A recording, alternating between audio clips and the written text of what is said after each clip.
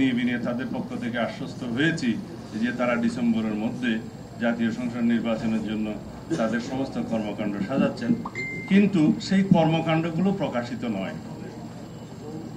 সেই কর্মকাণ্ডগুলো জনসমক্ষে প্রকাশিত এবং দৃশ্যমান হতে হবে যে আমরা আসলেই সেদিকে যাচ্ছি কিনা।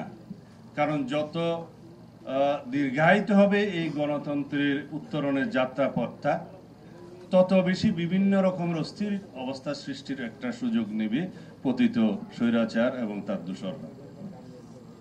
সেই সময়টা যাতে দীর্ঘায়িত না হয় সেটি হচ্ছে আমাদের প্রস্তাব।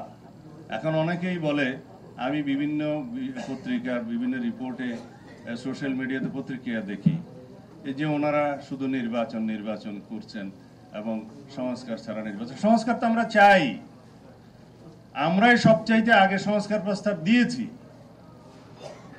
2023 সালের 13ই জুলাই 31 দফার সংস্কার প্রস্তাবনা আমরা দিয়েছি। তখন এই সরকার কিভাবে যাবে আমরা জানতাম না। আমরা প্রস্তাব দিয়েছি ফ্যাসিবাদের পতনের পরে আমরা যারা ফ্যাসিবাদ বিরোধী সংগ্রামে লিপ্ত আছি, ফ্যাসিবাদ বিরোধী গণতান্ত্রিক সংগ্রামে আমরা যদি জয়ী হই, তাহলে আমরা সবাইকে নিয়ে সেই সংস্কার প্রস্তাবগুলো বাস্তবায়ন করব। একটি সমৃদ্ধ গণতান্ত্রিক রাষ্ট্র বিনির্মাণের জন্য সমস্ত রাষ্ট্রীয় কাঠামোগুলোকে আমরা গণতান্ত্রিক সংস্কার করব। তো সুতরাং আমাদেরকে যদি বলা হয় যে সংস্কার শেষ করে আপনারা নির্বাচনে আসবেন, সংস্কারের প্রধানতম প্রস্তাবক তো বিএনপি। জাতির সামনে আমরাই সেটা প্রস্তাব আকারে দিয়েছি অনেক আগে, এবং সেই সংস্কার প্রস্তাবগুলোর সাথে বর্তমান যে সংস্কার কমিশনগুলোর রিপোর্ট আছে তার মধ্যে হয়তো কিছু এদিক ওদিক থাকতে পারে, কিছু মিল আছে, কিছু অমিল আছে। সেই বিষয় নিয়ে আলাপ আলোচনা আমরা কন্টিনিউ করতে পারবো, আলাপ আলোচনা চলবে, কিন্তু সেই আলাপ আলোচনাকে আমরা সমাপ্ত করে তারপরে যদি বলি যে নির্বাচন হবে, সেটা তো আনসার্টেন ব্যাপার। সেই জন্যই আমাদের উদ্বেগ হচ্ছে যে সংস্কার যেগুলো নির্বাচনমুখী সেগুলো আমরা চিহ্নিত করি এবং সেগুলোর উপরে আমরা গুরুত্ব দিই, বাস্তবায়ন করি।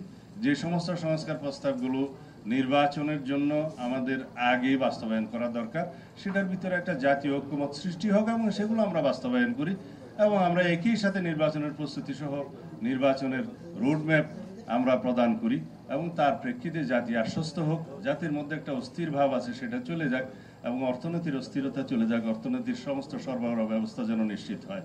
এই প্রস্তাবগুলো আমরা দিয়েছি, কিন্তু এখানে আমাদের যত দিন যাচ্ছে তাতে আমাদের মনে হচ্ছে যেন গণতন্ত্রের উত্তরণের এই যে যাত্রাপথ, এইটাকে যেন আরো বেশি দীর্ঘায়িত করা যায়, সেই জন্য কিছু কিছু কূটকৌশল প্রণয়ন করা হচ্ছে।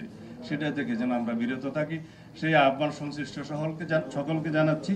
এবং আজকে এই রমজানের সময়ে আমি নিজেও অনেকটা অসুস্থ, আপনারা এতক্ষণ দীর্ঘ বক্তৃত্ব শুনেছেন সবার, সেজন্য আপনাদের কৃতজ্ঞতা জানাই। তবে জনগণের একটা দাবি বলে আমি আমার বক্তব্য শেষ করতে চাই। বাজারের অবস্থা ভালো নয়, দ্রব্যমূল্যের ঊর্ধ্বগতিতে মানুষের না বিশ্বাস। আমরা যদি শুধু বিভিন্ন রাজনৈতিক তত্ত্ব ঘাঁটি আর মানুষের পেটে যদি ভাত না থাকে, দ্রব্যমূল্যের ক্রয় ক্ষমতা যদি তাদের না থাকে এবং তাদের আয়ের সাথে যদি তাদের ক্রয় ক্ষমতার কোনো সঙ্গতি না থাকে, পারচেজিং ক্যাপাসিটি কমতে তলানিতে যায়, তাহলে মানুষ সরকারের সমস্ত ভালো কর্মকাণ্ডকেও কিন্তু তারা সমালোচনা করবে, এটাই নিয়ম। তা আমি আশা করব সমস্ত উপদেষ্টা মণ্ডলী, মাননীয় প্রধান উপদেষ্টা, আপনারা রমজানে গরিব মানুষের দিকে লক্ষ্য রাখুন, যাতে বাজারের পরিস্থিতি এমন হয় যে গরিব মানুষ অন্তত তাদের ক্রয় ক্ষমতার মধ্যে, ক্রয় সাধ্যের মধ্যে যাতে তারা নিত্য প্রয়োজনীয় দ্রব্যগুলো পায়, সেজন্য বাজারের সরবরাহ পরিস্থিতি এবং দ্রব্যমূল্য পরিস্থিতি উন্নয়নের চেষ্টা করুন। Vision hot and cool AC 4-way solenoid valve টেকনোলজিতে হিটিং ও কুলিং দুই মোডেই কাজ করে সমানভাবে। Vision hot and cool AC.